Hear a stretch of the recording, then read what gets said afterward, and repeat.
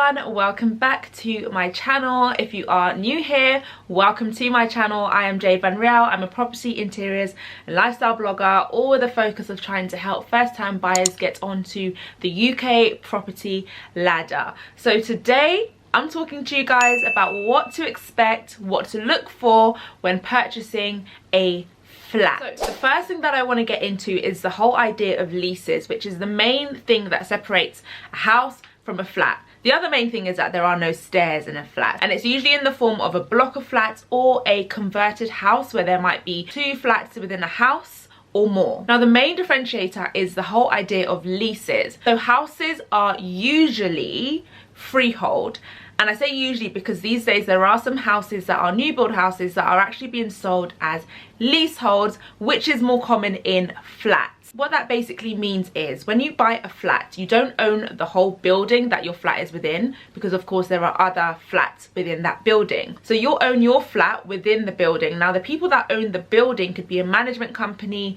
a council, and so what that means is you have a lease on your flat.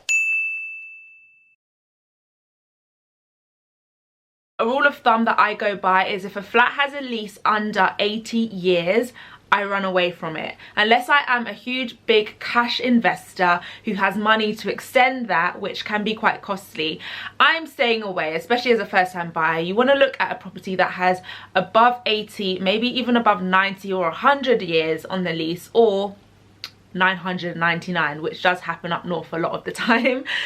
So that is essentially something to think about when you are looking at properties, when you're calling estate agents about flats. Ask them how many years is on the lease. A lot of agents won't list this on the ads because they know that the lease is not great. Essentially, when the lease years are lower, technically it brings down the value of the property, and so actually you can pay less. So if you are looking for a really good bargain, that could also be something that you might want to look for. But just know that when it comes to extending the lease years, once you own it, you have to usually own it for at least 2 years before you can extend it. And of course, the lower it is, the more money it's going to be to extend it to a good place. Bear that in mind. The maintenance of the building that your flat is within, so it could be repairs, it could even be cleaning. In my case, the council is actually my management company, so kind of a plus because they tend to get things done. Now when you are a leaseholder and you own a flat, you want to make sure that what you are paying for is actually being done. Now a way to spot this is usually, this is my top tip that I share with you guys because you're special.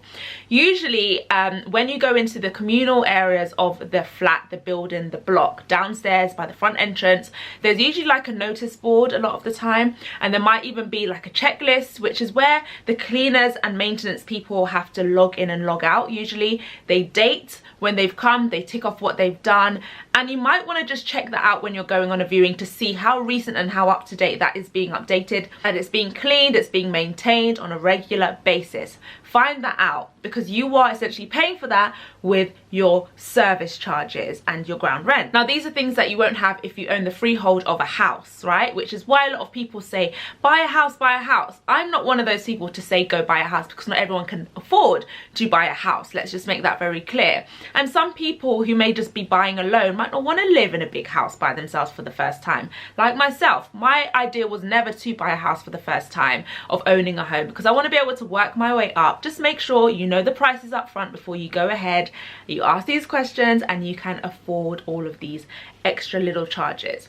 One thing to note is the difference between a new build flat and an older flat is usually the service charge costs tend to be higher on a new build flat to an older, maybe an ex-council or local authority flat. For the reason being is because there's just less maintenance with older homes. With newer homes, they are new for a reason. They are beautiful, they are well kept, they have lovely flowers and plants outside, they have lovely carpet in the communal areas. You may not get that with older properties, right? Which means you're simply paying for sort of management and cleaning costs rather than the upkeep of making things look pretty. Breathe. I hope I am explaining this and you guys are catching along. Remember to have your notebooks as well and rewatch this video as many times as you need to, because I'm throwing it all out there. Other things to be mindful of is parking. If you're buying a flat, most of the time there will be other people who live in the other flats who may also have cars, and sometimes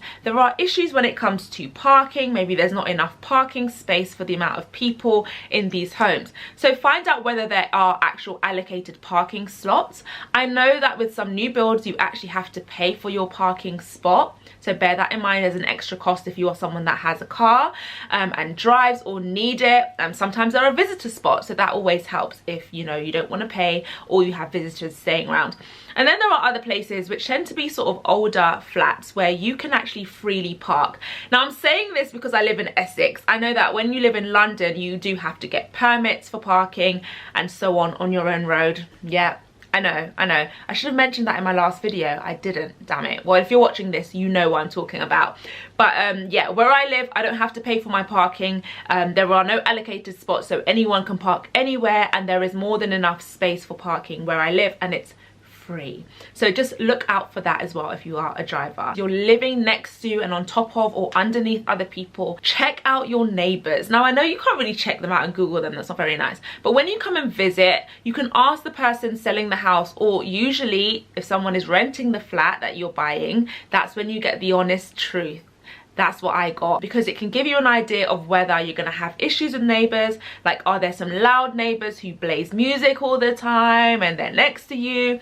You know, you want to just in your own way do a little bit of fishing and digging and just observing, really. Just take everything in when you do visit and when you do view. You also want to check out whether the walls are solid. Now, one thing my dad always does is he knocks on the walls, and there's a certain sound. If the walls are like hollow, you can tell.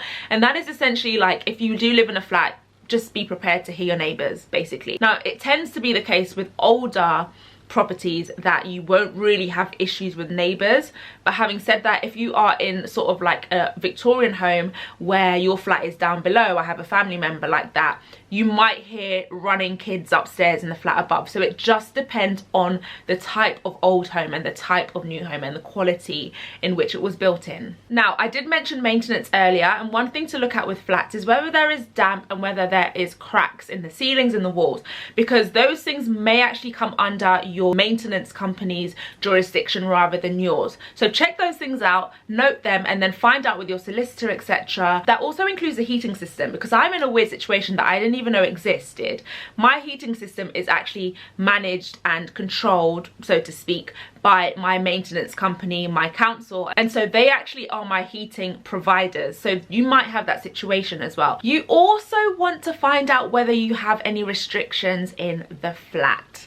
This is obviously something that's going to be a bit different to a house that you own the freehold of, because you do need to have planning permission with a lot of things, but you tend to be able to knock walls down, do extensions and so on. Obviously with a flat, how are you extending? Okay, you're on top of another property, so you can't really do things like that. But you do want to check in your contract and find out from the seller and etc. whether you're allowed to do certain things. There are some flats in the history of things, I think it's less common now, but it is definitely possible to come across flats that are up for sale that, you know, you're not allowed to have pets in, or you're not allowed to have tiling, you're only allowed to have carpet. So just find those things out, you know, like if you view a flat and it only has carpet, find out why that is, because it might actually not just be for preference, it might actually be something that they're only allowed to have due to, you know, like noise and noise levels and things and controlling that. So yeah, bear those restrictions in mind. I am happy to say I don't have any of those restrictions, but it is a thing, it can be a thing, and find out before you get your heart broken. Another amazing thing that I would say has been a lifesaver for me, especially during this pandemic, is the fact that I have outdoor space in my flat but also around my flat. So in a flat you are less likely to have a garden, unless you are of course in like a house conversion where the downstairs flat would have a garden and potentially the upstairs flat might have a garden space behind the downstairs flat garden. But a lot of flats do actually have balconies, so I have found, especially during this pandemic, that my balcony has been a lifesaver. Even during the summer, it makes me feel like I'm on top of the world or on a roof terrace sipping cocktails. But just having that outdoor space, I have found to be very, very important. Knowing that we can go through times where we are secluded to our homes, it's really good for your health, your well-being, your mental health, and so on. But if you don't have a balcony, or the flats that you're looking at doesn't have a balcony space or a Juliet window balcony type thing, then you want to try and find somewhere that has local parks, green spaces within walking distance. Because when you are in a flat, of course, you are in those four walls. Essentially, that's what it all boils down to. And you have windows to open up your curtains and stuff, but there is nothing like getting some fresh air. Another thing to look at is the floor plan. Of course, look at the sizes of the rooms, and then when you go to view it, have a look at what that room actually entails, what's in that room. It gives you a good sense of what can fit in what kind of sizes, whether it's going to be a box room or a decent size for a double bed, and so on, with some side tables, that kind of thing. Get yourself familiar with sizing and what it actually feels like being in those rooms. And also, guys, do not be fooled by a lot of the staging that can happen in new build homes, where you might think this room is huge, look, it fits a double bed. Sometimes they're like a 3/4 to give the illusion of more space, so just bear that in mind. But another thing in terms of the property is, one, storage. When you live in a flat, guys, storage is very important. I mean, it's important in any house, but obviously with a house, you can sometimes find nooks and crannies to make storage, to build in some wardrobes or build in some storage cupboards and take away from some rooms. When you're in a flat, you're less likely able to do that for the reasons I've already shared in terms of permission and that kind of thing. But also, the flats might not be that big as it is to then be taking space from rooms. So make sure you've got adequate storage for you. I know that I'm someone that has a lot of stuff. Both of my bedrooms in my flat do have built-in wardrobes, but they're not actually enough for me. So I'm currently in my office space, but the other half is actually a walk-in wardrobe kind of section to store my clothing. But then I also have a cupboard here which houses my boiler, but there's also space to put shelves in for like towels and things. I also have a storage cupboard in the other hallway. Well, I have two. I have a cloak storage cupboard, but then I also have a lower storage cupboard, which is where my balcony is. And then in my kitchen, I have a pantry cupboard. And then downstairs, each flat in my block actually has another storage cupboard downstairs, where I currently have my bicycle and some other random things that I can't be bothered to store in my house. So that is great. So make sure there is storage in the flat, otherwise you will regret it as much as you love the flat. Another amazing thing about properties that are like kind of like old, like converted houses and things, is if you're on the top floor, you might have access to the loft. So in the property that I grew up in a central London flat, and it was an old Victorian, was it Victorian or Edwardian? I can't remember.